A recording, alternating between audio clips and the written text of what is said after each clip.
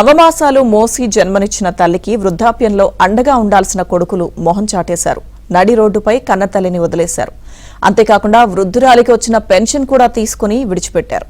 మానవత్వానికే మచ్చ తెచ్చే ఈ సంఘటన ప్రకాశం జిల్లా కొమరోలు మండలం వెన్నంపల్లి గ్రామంలో జరిగింది.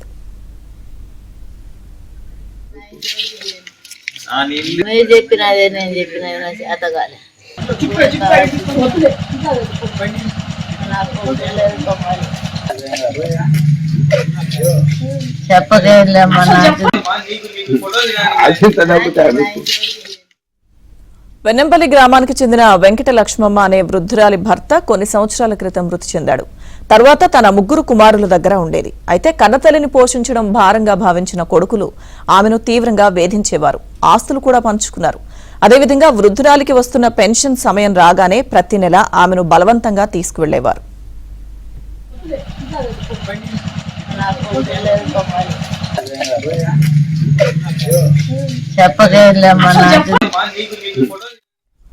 పెన్షన్ డబ్బులు ఖర్చయిపోయిన తర్వాత తల్లిని వదిలిపెట్టి వెళ్లిపోయేవారు. వృద్ధురాలు నివసిస్తున్న ఇల్లు గతంలోనే కూలిపోయింది.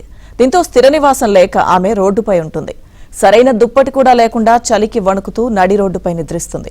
ఈ ఘటన స్థానికులను కలిచివేస్తుంది. అధికారులు వెంటనే స్పందించి వృద్ధురాలిని ఆదుకోవాలని, ఆమెను అనాథాశ్రమానికి తీసుకువెళ్లాలని గ్రామస్తులు కోరుతున్నారు.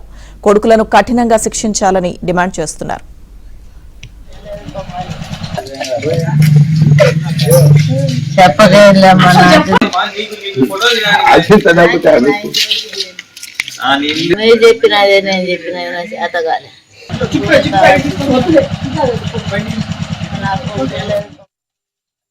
సార్ మాది వెన్నంపల్లి గ్రామము.